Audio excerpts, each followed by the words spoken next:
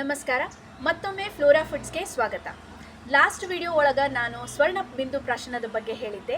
ಅದರ ಮಹತ್ವ ಮತ್ತು ಅದರಿಂದ ಏನೇನು ಬೆನಿಫಿಟ್ಸ್ ಅನ್ನೋದನ್ನು ಈ ವಿಡಿಯೋದೊಳಗೆ ನೋಡೋಣ. ಈ ಸ್ವರ್ಣ ಬಿಂದು ಪ್ರಾಶನ ಹಿಂದೆ ಹೇಳ್ದಂಗೆ ಆಯುರ್ವೇದಿಕ್ ಫಾರ್ಮುಲೇಷನ್ ಅದ. ಮೆಡಿಕೇಟೆಡ್ ಆಕಳ ತುಪ್ಪ ಮತ್ತು ಗೋಲ್ಡ್ ಅಂದರೆ ಸ್ವರ್ಣ ಭಸ್ಮವನ್ನು ಹಾಕಿ ಮಾಡಿದಂತಹ ಆಯುರ್ವೇದಿಕ್ ಫಾರ್ಮುಲೇಷನ್. ಇದನ್ನು 1 ವರ್ಷದ ಮಕ್ಕಳಿಂದ ಹಿಡ್ಕೊಂಡು 16 ವರ್ಷದ ಮಕ್ಕಳ ತನಕನೂ ನೀವು ಕೊಡಬೇಕು. ಇದರಿಂದ ಏನೇನು ಬೆನಿಫಿಟ್ಸ್ ಅಂತಂದ್ರೆ ಅವರ ರೋಗ ನಿರೋಧಕ ಶಕ್ತಿ ಹೆಚ್ಚಾಗ್ತದೆ, ಮೆಮರಿ ಪವರ್ ಹೆಚ್ಚಾಗ್ತದೆ, ಅವರ ಪಚನ ಶಕ್ತಿ ಚಲೋ ಆಗ್ತದೆ, ಅಂದ್ರೆ ಡೈಜೆಷನ್ನಿಗೆ ಹೆಲ್ಪ್ ಮಾಡ್ತದೆ.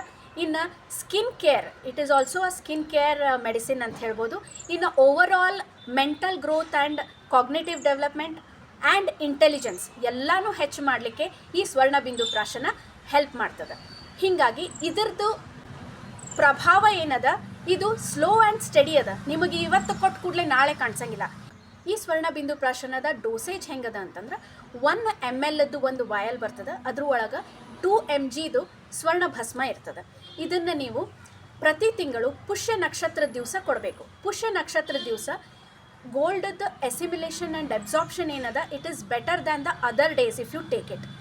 ಫ್ಲೋರಾ ಫುಡ್ಸ್ನೊಳಗೆ ನಾವು ಲಾಂಚ್ ಮಾಡಿದಂತಹ ಈ ಸ್ವರ್ಣ ಪ್ರಾಶನ ನಿಮಗೆ ವಿತ್ ಕ್ಯಾಲೆಂಡರ್ ಬರ್ತದೆ.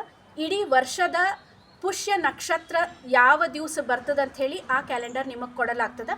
ಅದನ್ನು ನೋಡಿ ಫಾಲೋ ಮಾಡಿ ಅವತ್ತಿನ ದಿವಸ ನೀವು ಕೊಡಬಹುದು. ಸೆಟ್ ಆಫ್ 3 ವಯಲ್ಸ್ನಲ್ಲಿ ಈ ಸ್ವರ್ಣಬಿಂದು ಪ್ರಾಶನ ಬರ್ತದೆ. ಇದನ್ನು ನೀವು ಇಯರ್ಲಿ ಸಬ್ಸ್ಕ್ರಿಪ್ಷನ್ನು ತೊಗೋಬಹುದು. ಅದರದ್ದು ಡೀಟೇಲ್ಸಿಗೆ just stay tuned for the next videos. ಧನ್ಯವಾದ.